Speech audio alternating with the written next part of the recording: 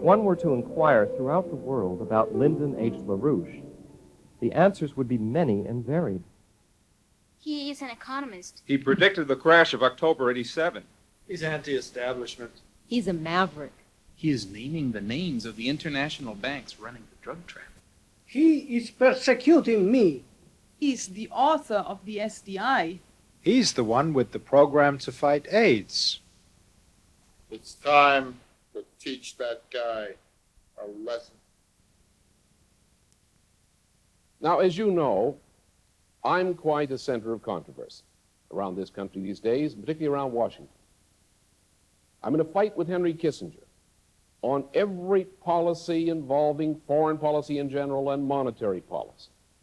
And it is said around Washington that whoever wins that fight, Kissinger or I, whether I influence the policies of government or whether Kissinger continues to influence those policies, will determine the fate of this nation.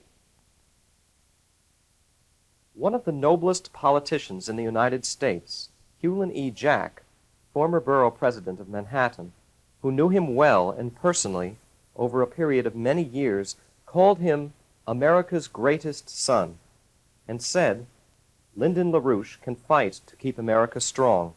At the same time, he fights for the dignity of man everywhere. Let us go back to being a great industrial power, an agro-industrial power flourishing in scientific and technological progress.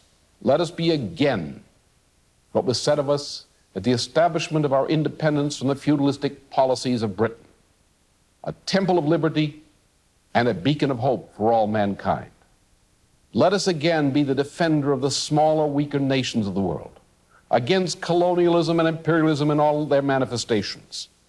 Let us build among the sovereign nation states a community of principle according to natural law, as Pope Paul VI, Populorum Progressio, beseeches us to do. Let the President of the United States be a person who knows that his or her most essential duty is that of the chief magistrate of a great republic. Let the frightened and oppressed of our own and other nations around the earth look up with just hope from their injured circumstances and say to themselves, this is an injustice which the President of the United States would not tolerate if he knew of it. Let that opinion be justified. Indeed, those who know Lyndon LaRouche, be it through close personal collaboration or through public contact and discussion with him, will characterize him as a man who has devoted his entire life to the big issues facing mankind, as German poet Friedrich Schiller would have put it. For him, born an American, the heritage of the Founding Fathers is embodied in these words in the Declaration of Independence. We hold these truths to be self-evident, that all men are created equal, that they are endowed by their Creator with certain inalienable rights, that among these are life, liberty, and the pursuit of happiness. This precept has served as a guide for his entire life. His commitment to fight for the inalienable rights of man, of each individual on earth, has always dominated his outlook and his activities. A decisive factor in his formation was his encounter at the age of 14 with a man who was to become one of his best friends and to accompany him his whole life, Gottfried Wilhelm Leibniz, the great German statesman, philosopher, economist, and scientist. Leibniz can be considered one of the early promoters of the first republic in the history of mankind, the United States of America, a republic established against the power of the British oligarchical empire, a republic based on natural law. The essence of natural law is that every human life is sacred, and that the development of the creative mental potentialities of each and all individuals is also the sacred duty of society, and that also society must afford to each and all persons the opportunity to employ the developed potentialities in some way which contributes good to present and future generations. That no man is compelled to go to his grave like a mere beast. This is the law of equity, That law of equity is an absolute, in the sense that no state and no man can deny any individual, anywhere, his right to equity so defined, unless that violation be to defend the very existence of those institutions of society on which the fostering and protection of equity for all persons depends. His deep understanding of Leibniz's writings helped the young LaRouche to find the real purpose of a meaningful life, the pursuit of the good and of truth. The rigorous search for truth runs like an invariant throughout his development, providing the basis for his courage, his strength, and his astounding energy in solving problems, in attacking injustice and evil. It is the foundation of his life's work and fight for a more human, better world. Lyndon LaRouche is, in a real sense, a symbol of the true ideals of the American Revolution, a true patriot and a true world citizen. In the United States and around the world, the situation is terribly frightening. The drug pandemic is destroying the bodies, minds, and souls of youth in every part of the world. Entire nations are being destroyed by drug-financed international terrorism. During the middle of the 1970s, there was the worst genocide of the century in Cambodia. But now, famine and disease are wiping whole African nations from the map. Here in the United States, our farms are being driven into bankruptcy, while the world as a whole is plunged into the worst food crisis of the century. Our industries are collapsing, while 40 million Americans are below the poverty line. And the majority of our debt-ridden people are much less well off than their families were 20 years ago. We are now at the brink of the worst worldwide financial crisis collapse in modern times. Possibly the deepest depression in our history could hit us during the coming 2 years. Some who say that they will set the policies of the next administration are proposing to let the International Monetary Fund increase your taxes, dictate our federal, state, and local budgets, reduce the incomes of our people, and forbid new investments in agriculture and industry. According to powerful circles in Western Europe, Europe will go under the dictatorship of a Europe-wide super government after the European parliamentary elections of 1992. There are those, even in the United States, who propose handing West Germany's economy to Moscow, an act which would reduce the United States to a third-rate power. Leading members of the European establishment are saying to my associates there that these developments are a sign that an entire era of modern history is coming to an end. If those governments and the next president here make the kinds of decisions toward which Democratic Party leader Robert Strauss and others have referred, the next 2 years will be the worst crisis in our nation's history. Partly because of those decisions, the world as we have known it will come to an end by the time the 1990s begins. I'm not a pessimist. I'm a realist. I have the courage to look these dangers square in the eye because I know there are solutions.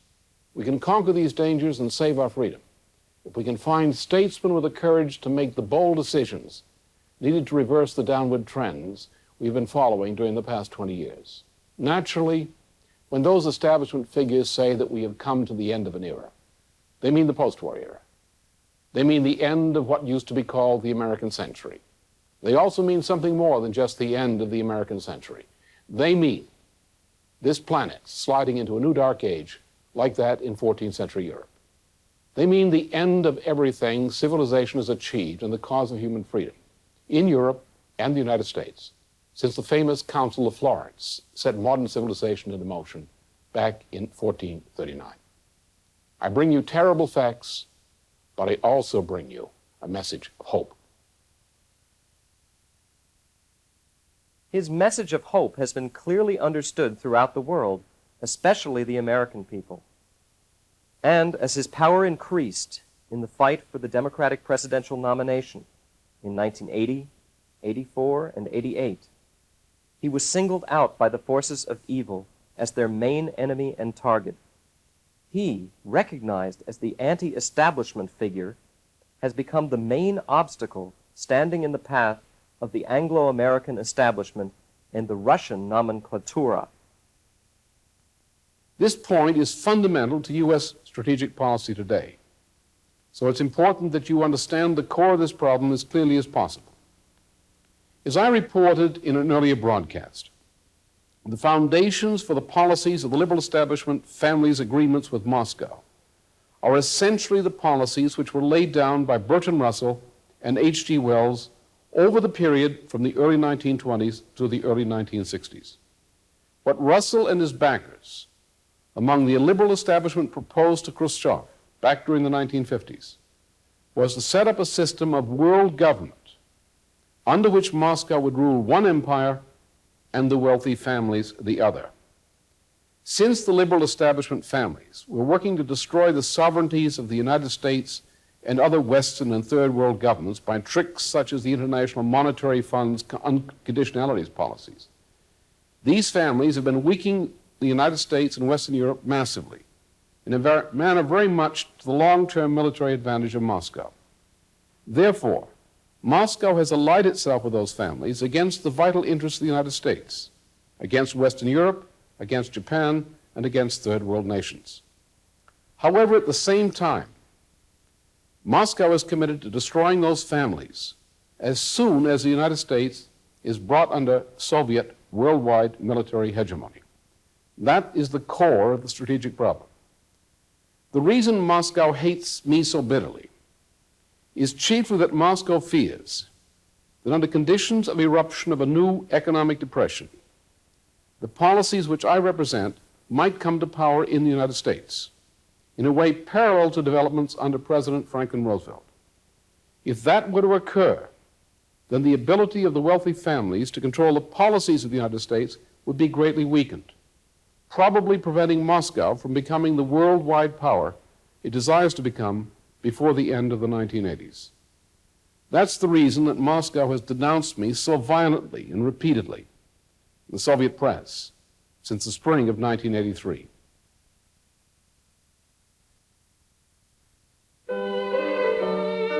Lyndon H. LaRouche Jr. was born into the evangelical faction of the Religious Society of Friends in Rochester, New Hampshire, on September 8, 1922. His family was steeped in 5 generations of family traditions.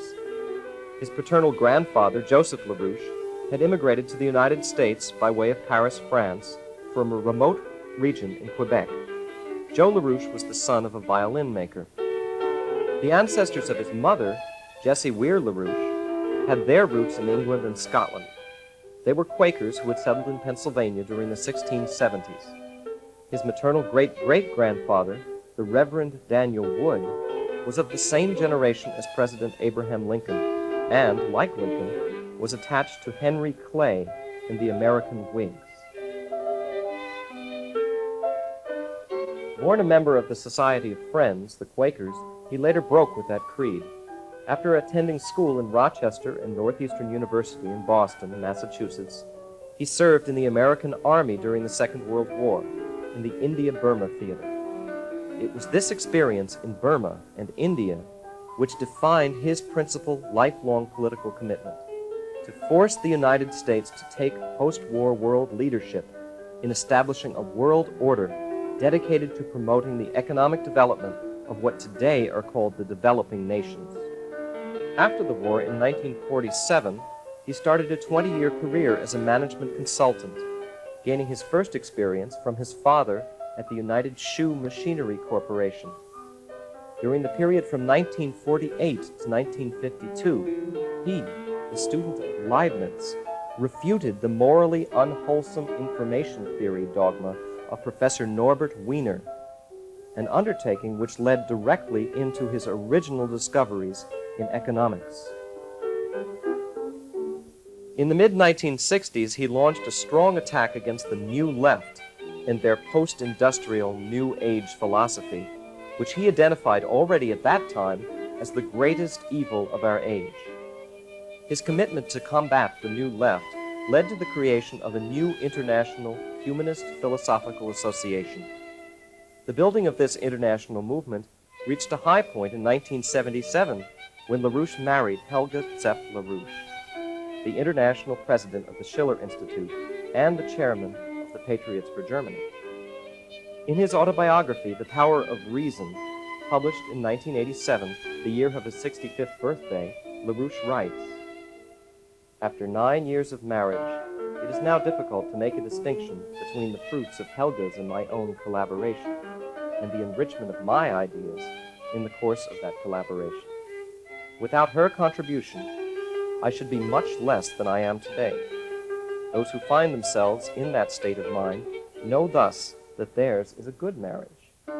My debt to Helga is but a special degree of the general indebtedness of a similar kind which I owe to many among my collaborators. I have an excellent marriage, and, in the same sense, a most fortunate association."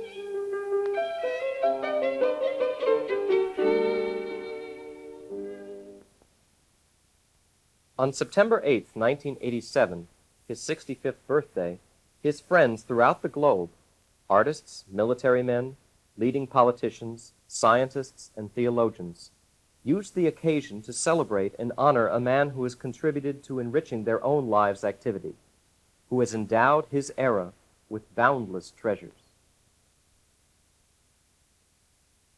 A classical concert at Bernkastel-Kues, the birthplace of the great German philosopher and statesman Cardinal Nicholas of Cusa, performed in his honor by one of his dearest friends, Norbert Breinin, the first violinist of the legendary Amadeus Quartet, was the crowning of the celebration for this philosophical mind, such as Friedrich Schiller had imagined, a mind that loves truth more than any system. Throughout his life and work, there has been one guiding principle: his fundamental questioning and desire to understand the lawfulness of the physical universe better and more completely, and to himself contribute, through his own work, to the expansion of knowledge of that lawfulness for the benefit of mankind. He is passionately filled with the idea that only human reason represents a worthy state of mind, and that the lawfulness of human reason possesses an internal harmony with physical creation. Therefore, the individual human being, like mankind as a whole, can only prosper when man respects that harmony in his daily practice. The most obvious empirical actuality of the existence of any human individual is that that individual is born and must ultimately die. The beginning of wisdom lies in understanding the practical significance of this simple fact. If an individual devotes his or her life to those pleasures enjoyed in the flesh, the sum of that person's life goes into the grave. Only to the degree that an individual life is sufficiently dedicated to some higher purpose, whose benefit to mankind endures beyond death of the individual person, does the person rise above the moral condition of a mere beast. That judgment is the beginning of all wisdom. The wise individual dedicates himself or herself to contributing good to the advantage of present and future generations. As each person must desire to accomplish in living something which elevates his moral condition above that of an irrationalistic, hedonistic beast, so the contribution of good to present and future generations of mankind is the only true personal self-interest of any person. The first problem is that of discovering what is this good. The injunction from Genesis supplies the germ of the answer to that question. The good done by individuals is the individual's contribution to the fulfillment of that commandment. The individual must not merely accomplish that in terms of his or her individual acts. The individual must contribute to increasing the fruitfulness of present and future generations. To contribute a useful scientific discovery is the paradigm of the good. Yet we must know that scattering individual good deeds may be of no benefit if society around us destroys that good more or less rapidly as we scatter it about us. We require a society which fosters the good and which acts to nullify that which opposes the good. The highest good we may contribute, therefore, is the improvement of the institutions of our society to the effect that society itself better fosters the good. contribution to the advancement of science and culture of society is the most powerful and most durable expression of the good. Yet to act efficiently for the good, we must be developed and must work consistently and constantly to develop ourselves. We must increase our powers to know the good, and also increase our power to act efficiently in service of what we know to be good. Similarly, we must foster the initial development of such powers in children. We must contribute to fostering in society those institutions and habits of practice which encourage and otherwise aid men and women to continue an efficient process of self-development to these ends. The principle of self-development is the principle of discovering with ever-diminishing imperfection what the lawful ordering of our universe is. In other words, the principle of self-development is a principle of scientific discovery. He has created new concepts which go beyond the knowledge and stage of development of our historical epoch to lay the foundation for many generations to come. His work in economics, indeed, must be considered one of his greatest contributions to human knowledge. Not only did he rediscover the notion of physical economy and the crucial significance of the term technology developed already by Leibniz, a concept later identified with the American system of political economy as opposed to the British system of usury of Adam Smith's The Wealth of Nations. But LaRue surpassed Leibniz and Alexander Hamilton by discovering the law of potential population density.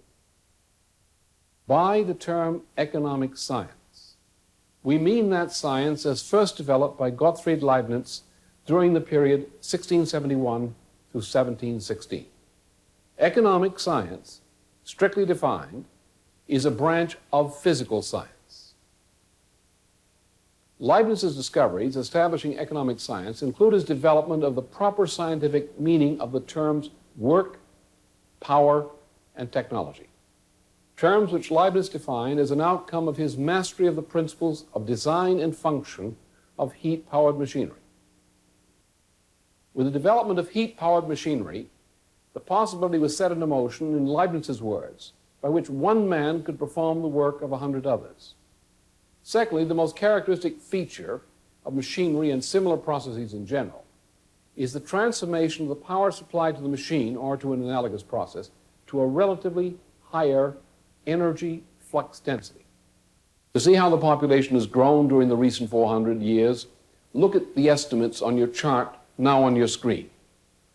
Through various stages of technological progress, our population is more than 450 times the level possible for primitive mankind. Under conditions made possible by modern technology, many persons can expect to live to more than 70 years of age. The potential population density has increased by more than 450 times. We can restate that this another way. The productive powers of labor have been increased by more than 450 times. This increase has been the result of successive technological revolutions. First, there was the development of fishing near the mouths of major rivers. Out of this came the development of simple water vehicles and the beginnings of simple urban settlements based on fishing. Out of this came the development of simple agriculture. Agriculture developed best in settlements near the mouths of important rivers and spread upriver. There were revolutions in the development of materials and tools. There was the use of animal power, water power, and wind power to supplement the muscles of human labor. Then, beginning the end of the 17th century in Europe, there was the revolution based on burning of coal to produce heat to power machines. Out of this came chemistry, and later the use of electrical power. These successive technological revolutions are the key to the increase of productive powers of labor, the increase we see in population density. This is the first rough measure of man's obedience to the commandment of Genesis to be fruitful. To determine how fruitful society has become, it is not enough to know what the present relative population density is. We must discover what the relative potential population density potentially could be at the given level of technology. Therefore, we must measure the potential relative population density. This measurement becomes our approximate measurement of the fruitfulness of society. This is the approximate measure of the productive powers of labor. One of the unavoidable byproducts of technological progress is that the division of labor in production becomes increasingly complex. As a result, the size of the population must be increased. This means that the precondition for survival of society is an endless increase in the potential relative population density. Therefore, we must refine the definition of what it means to fulfill the commandment of Genesis. Mankind's behavior is not fruitful unless mankind is increasing the relative potential population density. Therefore, what we must measure is not simply potential relative population density. What we must measure is the increase of potential relative population density. In other words, the man who labors in the exact same manner as his father, his grandfather, and so forth before him, is not being fruitful in the way Genesis requires of society. It is technological progress which makes mankind fruitful. It is changing our behavior in the way scientific progress implies, which makes our labor fruitful. The increase of potential relative population density, which expresses the fruitfulness of mankind, reflects in us a special quality which no creature but mankind possesses. No species of animal could willfully increase its potential relative population density by even 2 or 3 times, to say nothing of 450-fold. No variety of beast has the power to modify its behavior in this way. Man's power to discover the laws of the universe ever more perfectly and to assimilate that improved knowledge in the form of technological progress is a special quality of mankind, the quality properly associated with the name of the human soul. LaRouche ridicules the notion of money as the main economic parameter. The economics as practiced and taught, people often say, well, I say we're going to increase the productivity of mankind by creating credit, loading the credit at low prices, to employ people who are presently unemployed, and to invest in the capital improvement of production and infrastructure. And they say, where's the money going to come from? I say we're going to uplift the productivity of all mankind by exploring and conquering space, colonizing Mars. People say, where's the money coming from? Now, this is animal talk. This is not human talk. The essence of the matter, as every Danish farmer knows, or used to know when they were still allowed to invest, is that we don't invest. No, we don't invest in objects. We need these objects, but that's not the investment. What we're investing in, and every farmer knows that in particular, I mean modern farmers, or used to know it, or can remember when they knew it, that during the past 50 years, and the past 40 years in particular, the farmer in Europe and the United States has increased over tenfold the productivity of labor per capita and per hectare, in terms of combined quality and quantity. But what did you do? Yes, energy was required. Without energy per capita, there is no possibility for the development of man's income and conditions of life. But what else did you do besides use more energy and objects that enabled you to use more energy efficiently per hectare, per capita? The energy you used enabled you to use efficiently creative mental powers of the mind. The same powers of the mind which we know every time that any of us back in school days lived through the process of attempting to reconstruct a scientific discovery by someone before us. We learn this every time a little child of less than 1 year or 2 years experiences joy in succeeding in building with blocks something they couldn't build before. And the adults looking on are driven near to tears of joy to observe the joy of this child building with blocks. The creative powers of mind. Not to have productivity is, as the Greenies propose we have non-productivity, is pure Satanism. If I reduce man to a form of society in which the practical employment of the creative powers of mind is forbidden, I have degraded the condition of man to that of a beast. And men begin to behave toward one another as Greenies do, as beasts. One should understand what the Greenie environmentalism is. This is Satanism. What is it? Pure Satanism. Where does it come from? This is the Phrygian cult of Cybele Dionysius,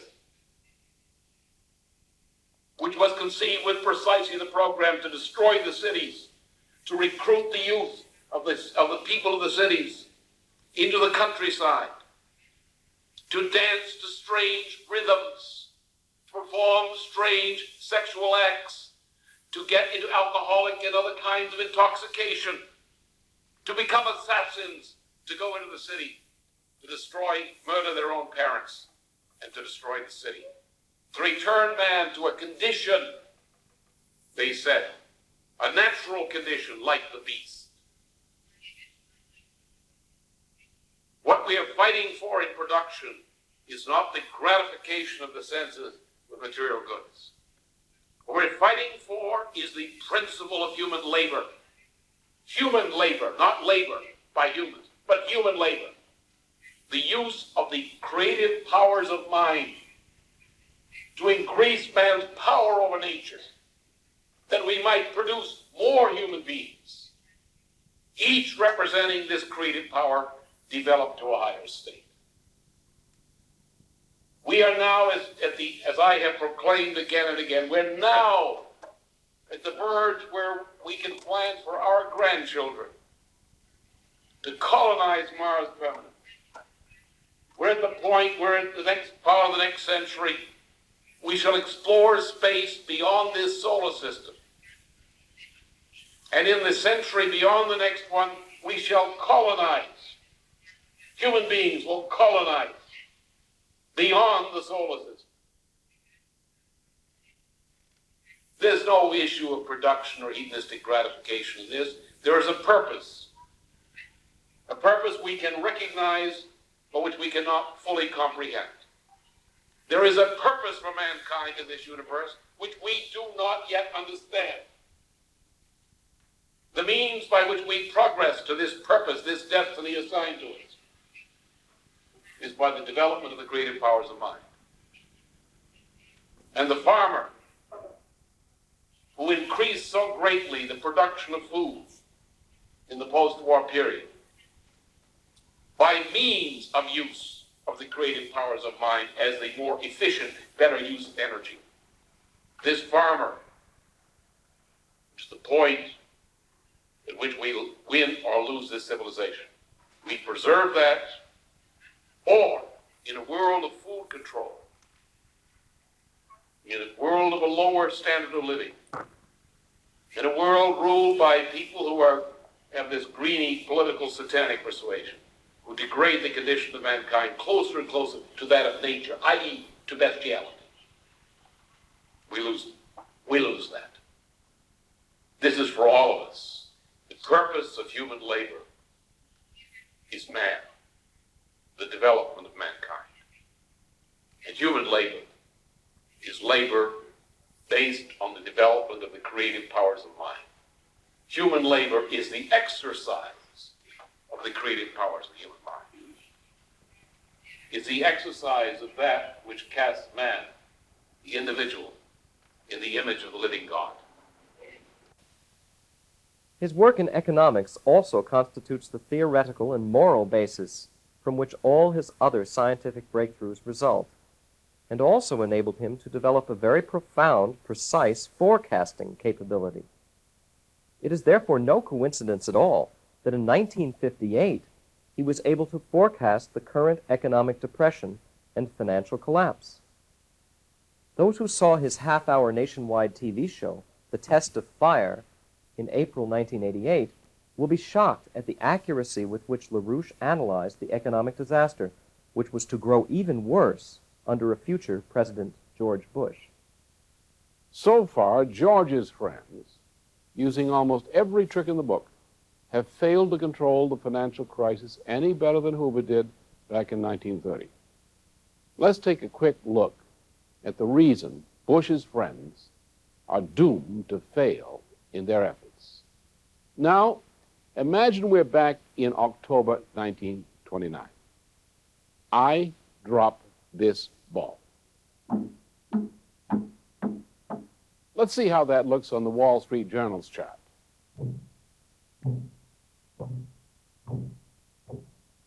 The picture isn't exactly the same, but the general idea is about the same. Now, come back to the middle of October 1987. The ball I'm holding is not the same ball I dropped back in 1929, but it is a similar ball. The same thing happens with this ball in 1987 and 1988 that happened in 1929 and 1930. Why should an economy act like a bouncing ball, back in Hoover's time and again today? One reason is that the Reagan-Bush administration has acted almost exactly as the Coolidge and Hoover administrations acted to create the Great Depression of the 1930s. If our government in 1988 makes exactly the same mistakes which the Hoover administration made back in 1930, the results will be approximately the same. Times change, but the laws of nature do not. There are physical laws which cause a financial collapse to resemble a bouncing ball whenever a financial collapse is caused by a prolonged contraction of industrial and agricultural production. All of the ordinary rules of market behavior go out the window. Once the crisis begins, the financial markets do not go all the way to the bottom in the first panic. After the first drop, the markets tend to stabilize so that foolish people may believe that a recovery has begun. A few months later, the next drop comes, and then a temporary stabilization at a lower level before the next drop. Now, this is not the place to explain the physical principles involved, but you see the general idea. We must look back to 1982 to understand how Ronald Reagan and George Bush set us up for a 1989 collapse, which could be the worst depression of the 20th century. Whoever saw the national TV show, Henry Kissinger, Soviet Agent of Influence, broadcast during the presidential election in 1984, will probably shudder at the speed with which economic decay has brought the fall of our civilization into barbarism, and at their own failure to fight the forces of evil. It should be remembered that Henry Kissinger's influence is the most dominant factor in the new Bush administration. Like the Nazi regime during World War II, the world's most powerful international and financial agencies today have targeted between 120 and 150 millions black Africans for death through genocide, death by famine and epidemic. This mass murder was the policy of influential institutions such as the Club of Rome, which claims that regions such as Black Africa are overpopulated and the world's population must be reduced by such methods. The evil policies of the Club of Rome are being implemented by powerful banking institutions of Switzerland, by the International Monetary Fund, by the World Bank. These are policies endorsed by high officials of our own Federal Reserve System. These are policies being put into effect in many parts of the world by Henry A. Kissinger and his friends. This monstrous immorality, practiced abroad, comes home to us today in such forms as a growing movement for genocide, against our own nation's most vulnerable citizens, the seriously ill and our senior citizens. The same crime for which we condemned Nazi doctors at the Nuremberg trials, the crime of new euthanasia, is being promoted in the United States and in Western Europe today as death with dignity. This growing murder of our seriously ill and senior citizens is being promoted by persons and groups who argue that such systematic murder of tens of thousands and more of our citizens is needed to keep down the average cost of health insurance premiums or to help balance the Social Security budgets. Like a hero in a classical drama, LaRouche has moved on the stage of world history in the last 15 years toward the punctum saliens, where either mankind will be enslaved under the most horrifying Shaktian world dictatorship, or his message of hope, the LaRouche Plan, the proposal for a new, just world economic order, will be implemented. Lyndon LaRouche has elaborated his plan for a new, just world economic order since 1975 in major conferences, seminars, press conferences, and private discussions with representatives of governments and leading institutions throughout the world, in Africa, Asia, Europe, Ibero-America, and the United States. For example, back in 1975, Lyndon LaRouche delivered a major press conference in Bonn, West Germany, and followed that up with a written proposal which was circulated internationally. He warned of the dangers of a buildup of unpayable third world debt and proposed the establishment of a new monetary system as the way of avoiding a major debt crisis a few years down the line.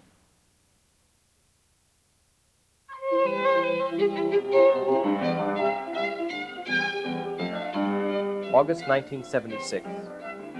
At the meeting of the non-aligned countries in Colombo, Sri Lanka, agreement with LaRouche's call for a debt moratorium as the first step toward the new just world economic order was incorporated in the final communique. But the financial oligarchy tried to stop the process with destabilizations of governments and assassination attempts, most brutally shown in the assassination of Zulfikar Ali Bhutto, the Prime Minister of Pakistan. April 1982. The LaRouches traveled to India to meet with Prime Minister Indira Gandhi, leader of the non-aligned countries. May 1982. They traveled to Mexico to meet with President Jose Lopez Portillo. 2 days after my meeting with President Lopez Portillo, I had a breakfast conference with an old friend of mine. He had an urgent proposal to deliver to me. He referred to the massive press coverage I've been receiving in Mexico and most of South America. In fact, during much of May and June of that year, my name was front-page headlines almost daily in many parts of the continent. My friend indicated that this press coverage had created a situation in which many influential circles in many of the republics of the continent were ready to begin acting on economic reform proposals which I had been proposing since 1975. It is most urgent, my friend told me, that I sit down and write immediately a comprehensive proposal for economic reforms for the entire continent. Influential circles in many countries were ready to act, but they needed the entire proposal written up in one single document.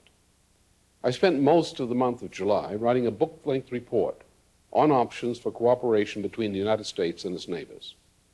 On August 5th, 1982, I issued the report to appropriate places in our government, as well as my friends in Mexico and South America.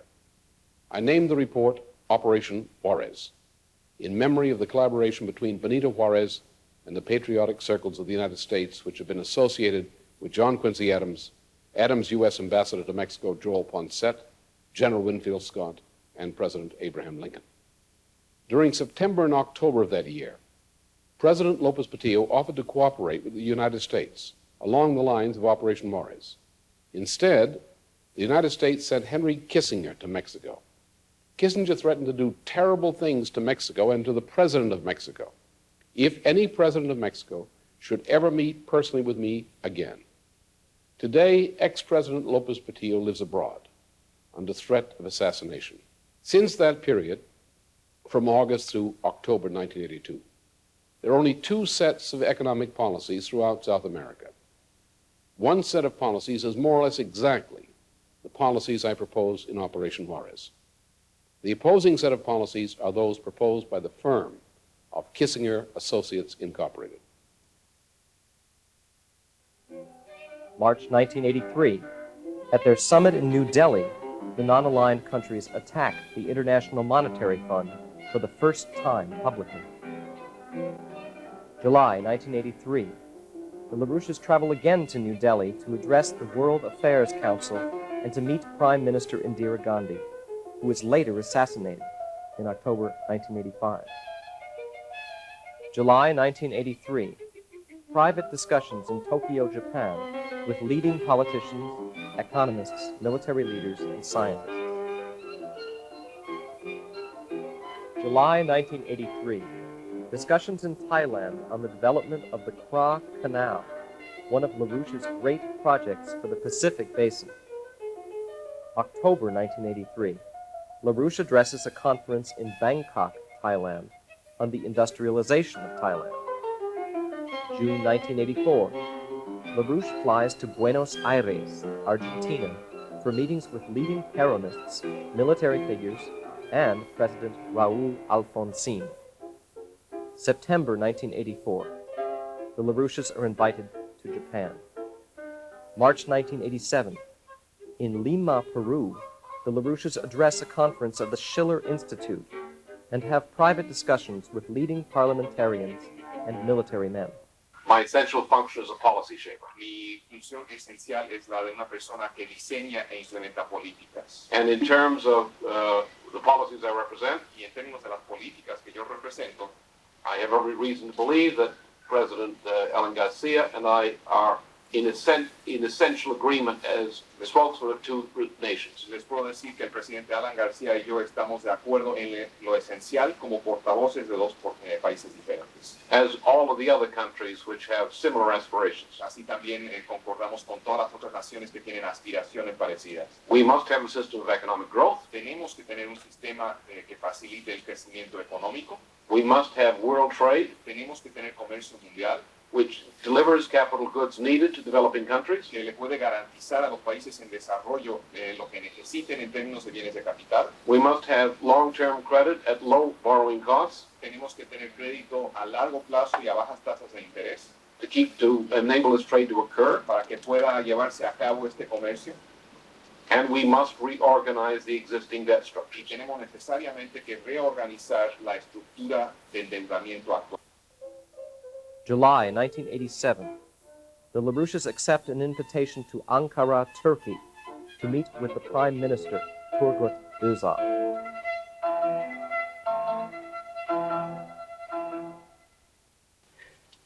I shall not exactly discuss what I said with the Prime Minister Erdogan or the Foreign Minister or the Defense Minister or some others. These were private meetings, and it wouldn't be proper for me to discuss the content of them.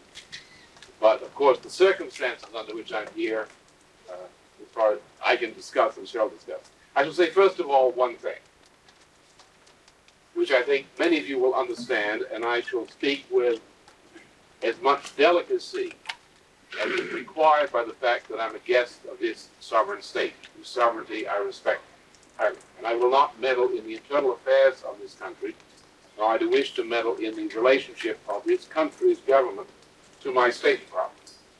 However, as a presidential candidate, I'm free to say certain things, and I shall say them. So you understand. Now, on the subject of Prime Minister Andreas Papandreou,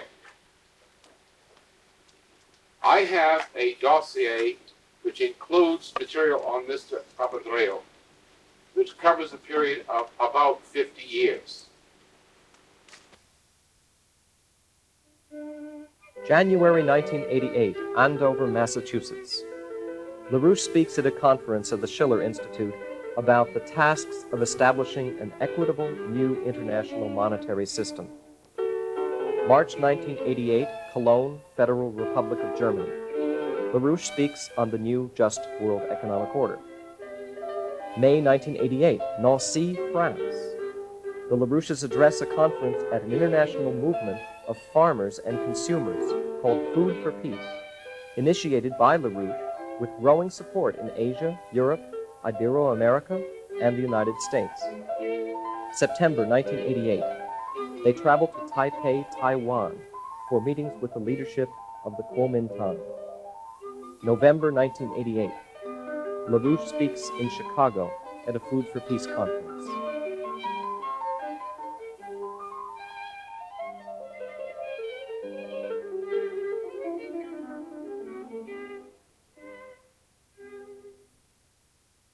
Let's now look quickly at the LaRouche Plan, the only effective method of relaunching the world economy to usher in a qualitatively new phase of prosperity, based on the promotion of scientific and technological progress and mediated through big industrial projects.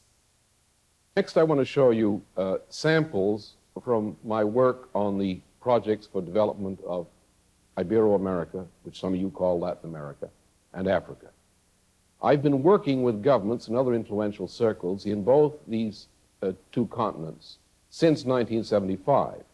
And again, as in the first case of the Pacific Indian Ocean Basin projects, these are things that are more or less ready to go now, as soon as we have a president who is willing to enter into cooperation with these countries to make them happen. In Africa, I've been working on the development of Africa since 1977 in a concrete way, when some scientists working with me produced a study on the long-range industrialization of Africa. More recently, I've published a number of books which are studies on the same subject for a number of specific countries in Arab Africa as well as in Black Africa, and done similar things in the Middle East, including a study now in progress in collaboration with some people in Israel for an economic policy which might help to get Israel out of its present economic and monetary mess. I've been talking with my friends in government in Egypt, in Algeria, Nigeria, Zaire, and elsewhere in Africa. And among the projects which we've discussed is a high-speed rail trunk line across Africa, running approximately from Dakar to Djibouti. Without such a rail link, it is impossible to develop what is called the Sahel, sub-Saharan Black Africa. This would begin with a rail line in the northeast of Nigeria to a railhead in Sudan, through Chad, which means we're going to kick that Soviet agent Gaddafi out of Chad. And Chad, one of the most miserable countries in the world, is going to become a developing area. This is going to be a vindication of what President Roosevelt described to Churchill as American methods, American 20th century methods. In LaRouche's grand design, the mission for the West to make development the name for peace includes not only the development of the Southern Hemisphere, but also the gigantic project of colonizing space. The Mars colonization program, for me, even though it is necessary, it is practical, scientifically, economically, the most important thing is to reach out around the world to these poor little children from poor families in the villages and the ghettos of this world, and to inspire them to say they have a government which has a 50, 100-year commitment, which ensures that they have a future, which tells parents that that government is ensuring that their children and their grandchildren have a future.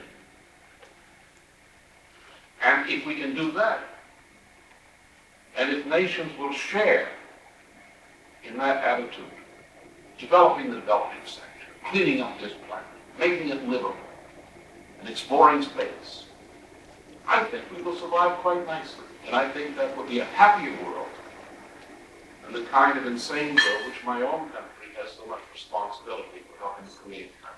Thank you very much. In a nationwide TV address called The Woman on Mars in February 1988, LaRouche called on Americans to realize their mission in space. There are two reasons we must choose a Mars project as the way to achieve the rates of economic growth needed. First, there are powerful reasons we must have a colony on Mars.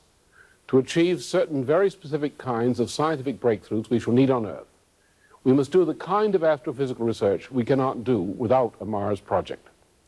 The practical purpose is to build up a system of giant radio telescopes as far away from the sun as possible. To sustain the scientists and engineers working on these space laboratories, we need a nearby logistical base. To support those scientists and engineers requires a population about the size of a medium-sized city on Earth. Since Mars is the nearest location which meets the requirements, we must colonize Mars. The second reason is that the Mars project uses every frontier technology we might expect to develop during the coming 50 years of scientific research.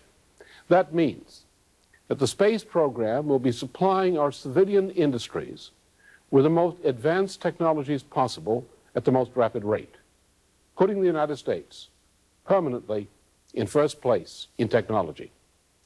These technologies include plasma processes, which are not only energy sources for all mankind during the coming 50 years and more, but also the new basic industrial technologies. Once we can bring sufficient cheap energy to bear, not only to boil tungsten, but to heat it into a plasma state, all limits to natural resources, as we now define such limits, cease to exist. A second related technology is that represented in a primitive way by today's laser machine tools. This means controlling the entire electromagnetic spectrum as the basic tool of production for uncounted centuries still to come. A third technology is modern optical biophysics, perhaps the only technology which will enable us to provide cures for such diseases as cancer and AIDS. An integral part of the LaRouche plan is his policy for a war against drugs, adopted in large part by the governments of Latin America, and his policy to fight the potentially species-threatening AIDS epidemic. Although an effective defense of the West requires a strong regenerated economy as its primary basis, LaRouche has also developed a specific strategy for the defense of the United States and its allies. He is the author of the SDI, the Strategic Defense Initiative. He presented his concept of replacing MAD, the Mutual and Assured Destruction Strategy, with a layered beam weapon system in a series of forums all over Europe, in Bonn, Rome, Paris, in Washington, and in Tokyo, already in 1982, more than a year before President Reagan announced the new defense doctrine on American TV in March 1983. During recent 20 years, the level of scientific potential and industrial development of both Europe and the United States has collapsed so much that the new defensive system could be built in the United States and Western Europe only with very high levels of scientific and industrial collaboration among these nations and in cooperation with Japan. I explained the fact that to many, back in 1982, that the U.S. and European economies are in much worse condition than they were in the 60s. And they are in far worse condition today in 1985 than they were in 1982. The United States today leads the world in the rate of collapse of its industrial and scientific and agricultural potential. Second, I also said, and it's still a fact today, that compared to the cost of developing such a defensive system, it would cost the United States, the cost of not developing such a system, it would not cost the United States and Europe a single penny in net cost to develop a strategic defense initiative and to deploy it. I explained then, and I say again today, that the technological spillovers of the strategic defense initiative's development would transform the civilian economies of Europe and the United States and Japan, and would unleash the greatest explosion of technological progress and production of wealth in the history of mankind. The benefits of those technological advances in our economies would more than pay the full costs of building and maintaining a strategic and tactical defense of the NATO allies. The third point I make then is that there is no difference between protecting the United States and its allies from Soviet thermonuclear missiles and revolutionizing the defensive capabilities of Western Europe in general, and of the Republic of Germany in particular, of course. The same technology is required to stop the Soviet intercontinental missile in mid-flight are the technologies needed to stop General Nikolai Bulgakov's planned 1988 military assault in Western Europe through Germany, Greece, and the Baltic. I confess that there are influential supporters of the SDI inside the United States who believe that the United States should not share fully the most advanced parts of its SDI technologies with Western Europe and Japan. Many of these people say that if these technologies were to be given to the European nations, that U.S. military secrets would be leaked to Moscow from Western Europe. I believe that some of these people, at least, who propose this are sincere. But sincere or not, their proposals have caused legitimate anger in Europe, and their proposals are wrong. I believe that President Reagan will offer Europe full cooperation on all aspects of SDI-related research. I shall work to make that happen. I say this to you today on the same grounds that I predicted to the München audience way back in early 1983 that the President would adopt the SDI.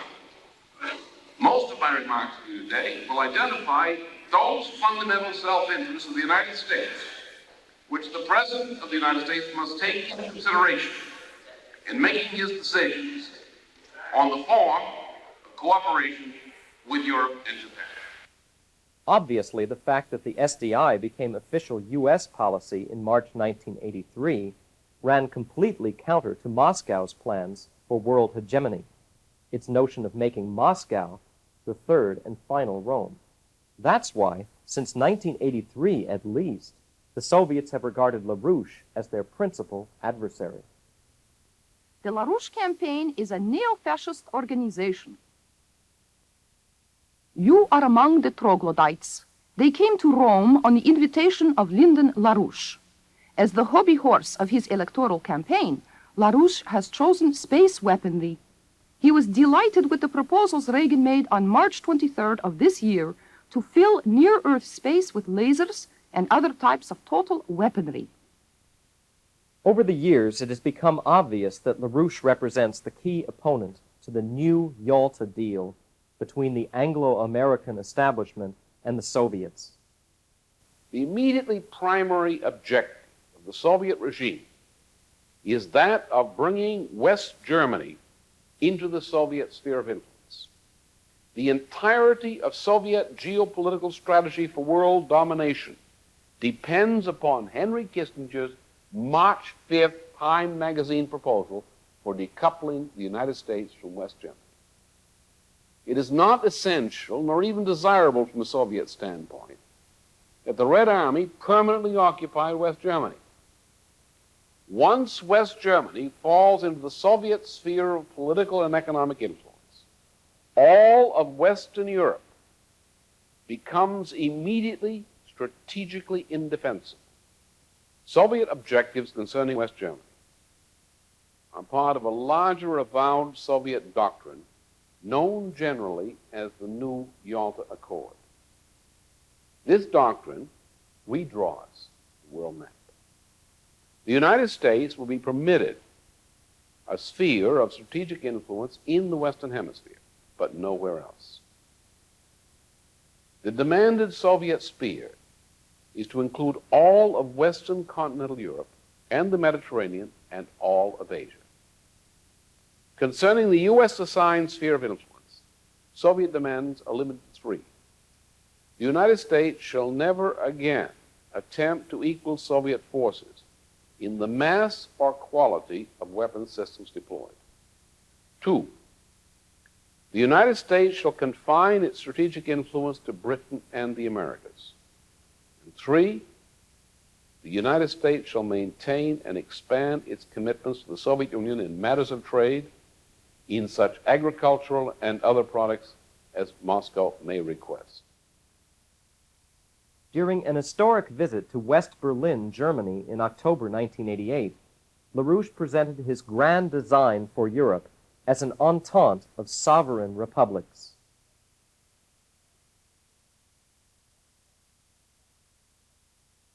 I shall propose the following concrete perspectives to our next government.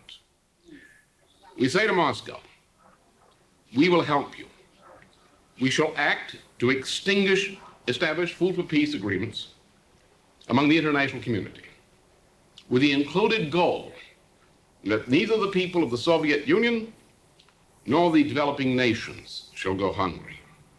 In response to our good faith in doing that for you, let us do something which will set an example of what can be done to help solve the economic crisis throughout the Soviet bloc generally. Let us say that the United States and Western Europe will cooperate to accomplish the successful rebuilding of the economy of Poland, a kind of Marshall Plan aid to rebuild Poland's industry and agriculture. If Germany agrees to this, let a process aimed at the reunification of Germany's economies begin. And let this process leading toward reunification be the punctum saliens for Western cooperation in assisting the rebuilding of the economy of Poland. Looking at the totality of LaRouche's work, it's clear that this remarkable and exceptional man, unique in his century, is the most noble and beautiful expression of our Judeo-Christian humanist culture. He represents the line of defense in the fight for the vital and fundamental values of Christian humanist civilization. This is the fight between good and evil, a cultural war which he and his organization are committed to winning. This idea of the individual, the idea of the individual which is in accord with this idea of economy, is peculiar to what we call Western European civilization. Is peculiar to what we call the Augustinian matrix as opposed to the Eastern one.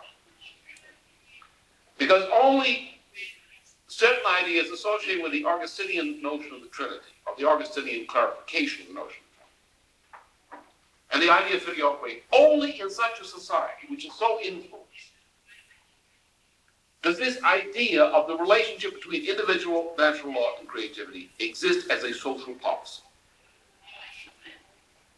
For example, we in the West, as against the Russians, now the poor Russian, and we say poor Russian, he may be a beast and so forth, a rapist and everything else, all that's true. But if we take the Russian out of Russia, out of Holy Moscow, out of Matushka Rus, out of Rodina, and you bring that Russian into Western civilization, assimilate him in Western civilization, not, of course, in the Shikaria and Hamburg, but, I mean, real civilization.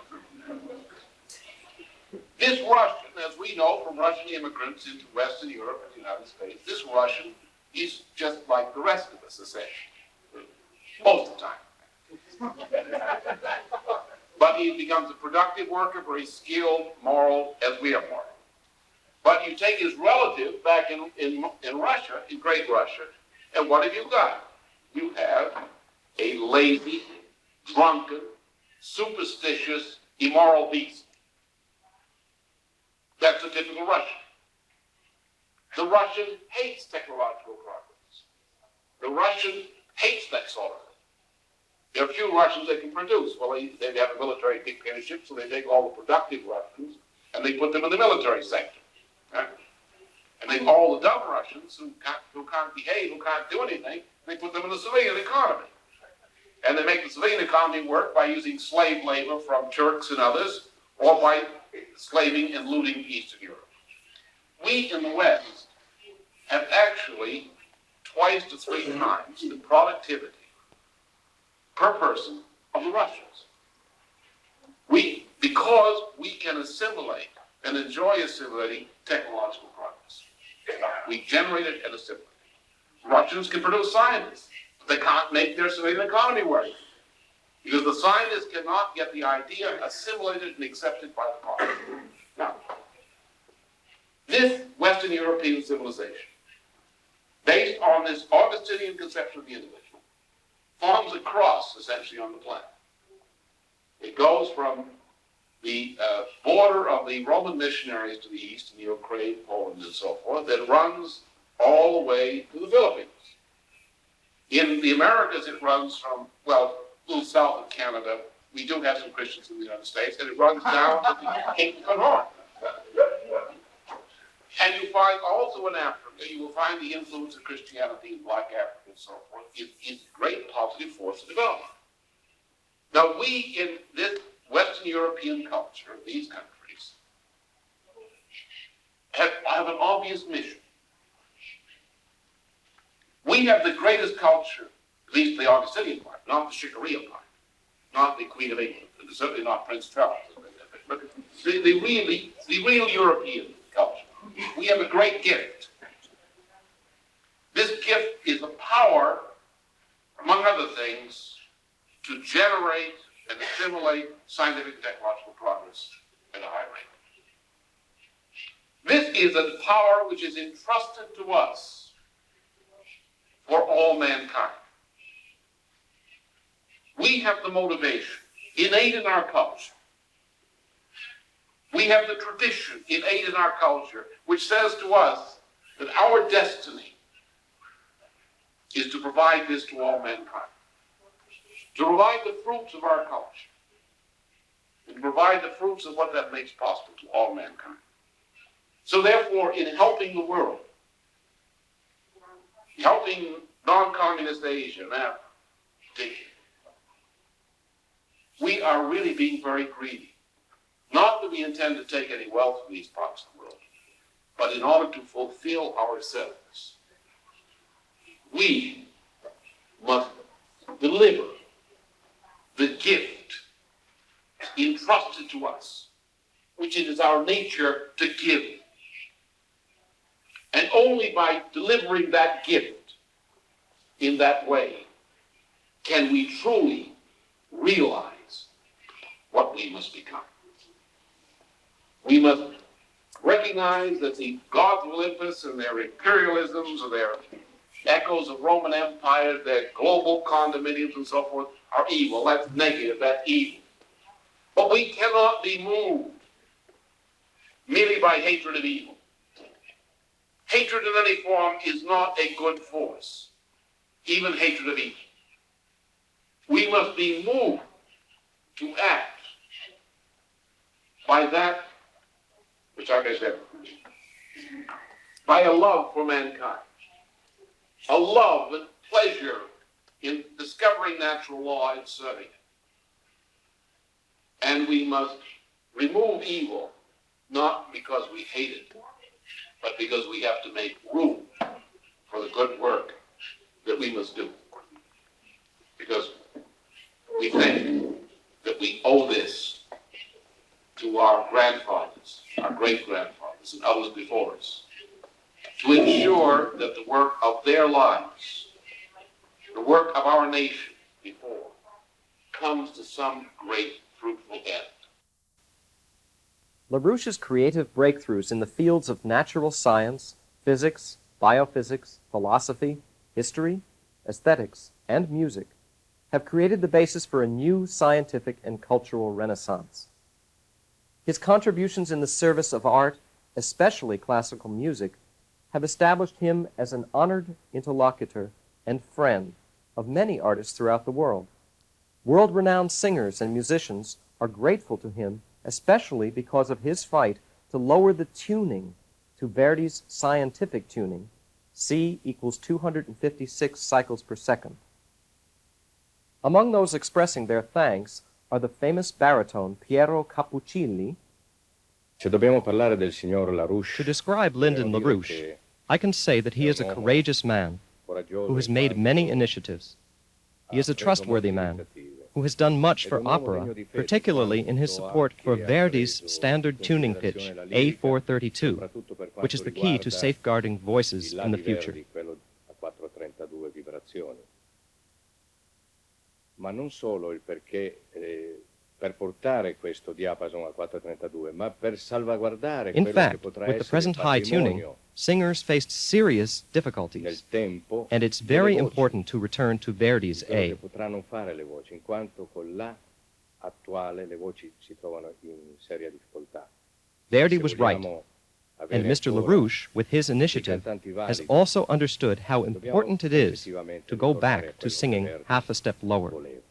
Verdi non ha mai sbagliato e penso che anche il signor LaRouche che abbia Mr. LaRouche has a broad-ranging mind, which extends into all fields of knowledge. sia il cantare quasi mezzo tono sotto.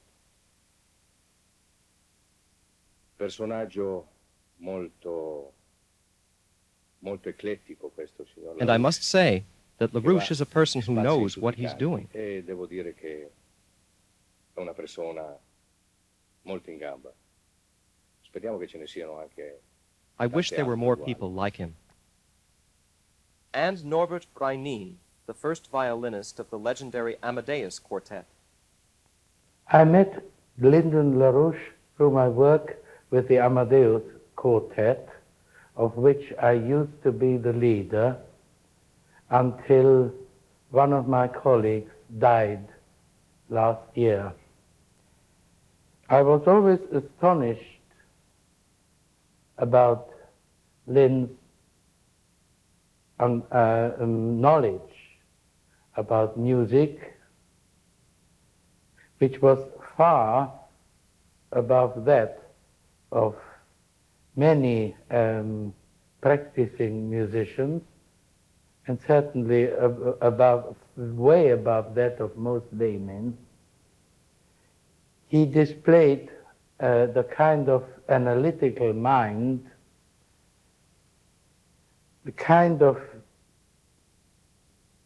truth-seeking which one associates with a real scientist.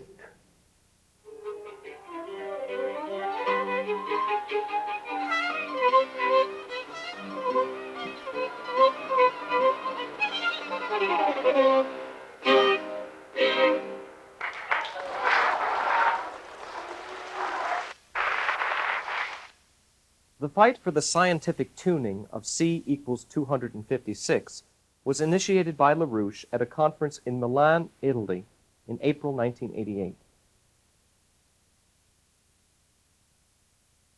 The power of his ideas became so great and found support among so many Americans that LaRouche's presidential campaign posed a serious threat to the establishment, a threat to become the first president in the history of the American nation who is a universal mind, a philosopher king in the true Platonic sense.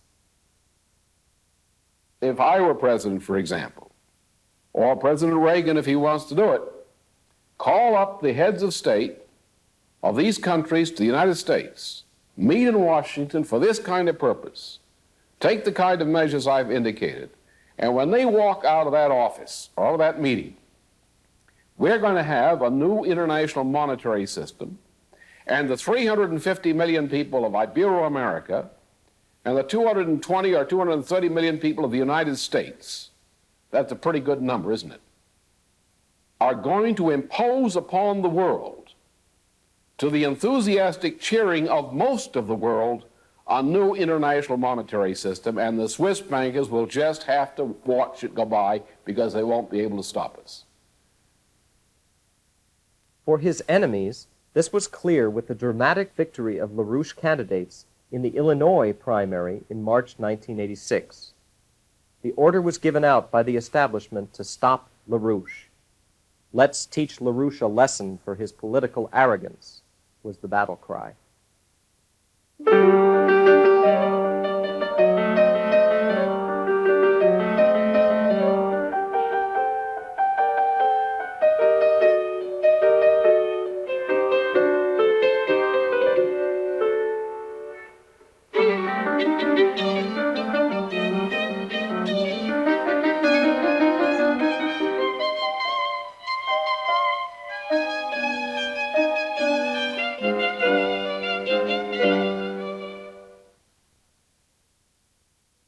Anglo-American establishment, with its Russian counterparts, used their influence in the media, law enforcement, and the U.S. Department of Justice to orchestrate a political witch hunt aimed at destroying LaRouche's public reputation. Character assassination was to be the prelude to his physical elimination. The former head of German military counterintelligence, the MAD, retired General Paul Albert Scherer, went on nationwide television in the U.S. to denounce this character assassination. Dieser teuflischen Brunnenvergiftung.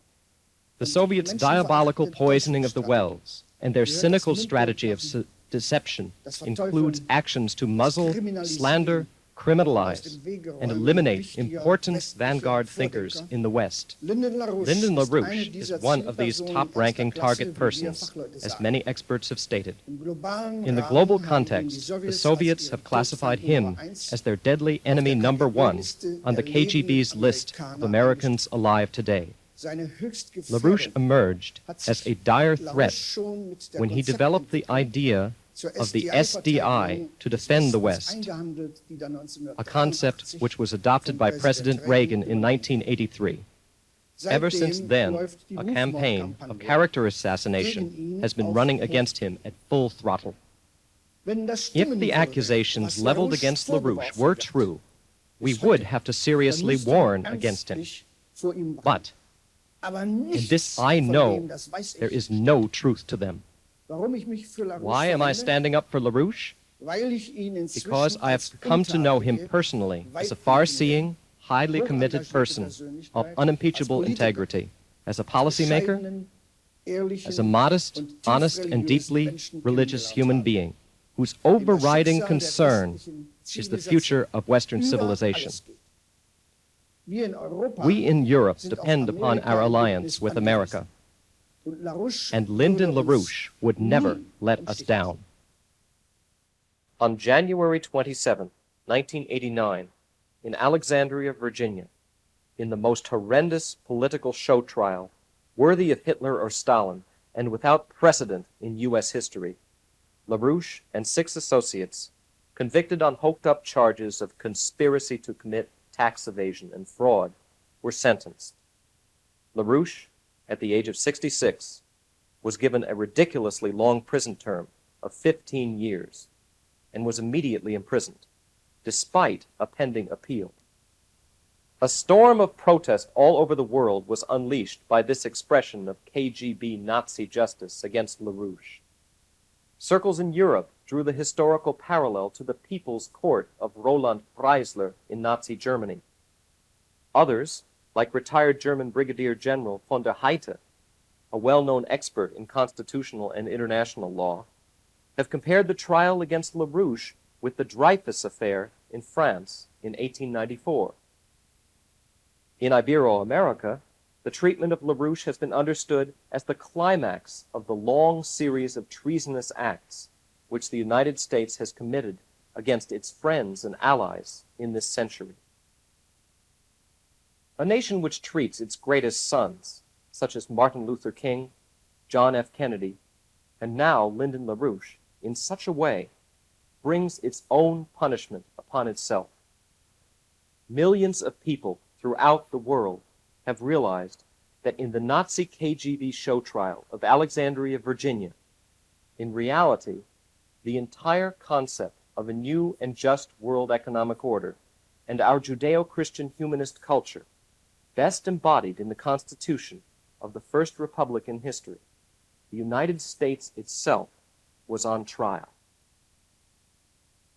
In Asia, the Mideast, Europe, Ibero-America, and the United States, citizens have stood up against this injustice. In demonstrations, vigils, petitions, and hunger strikes, the movement to pardon and free LaRouche has grown ever stronger.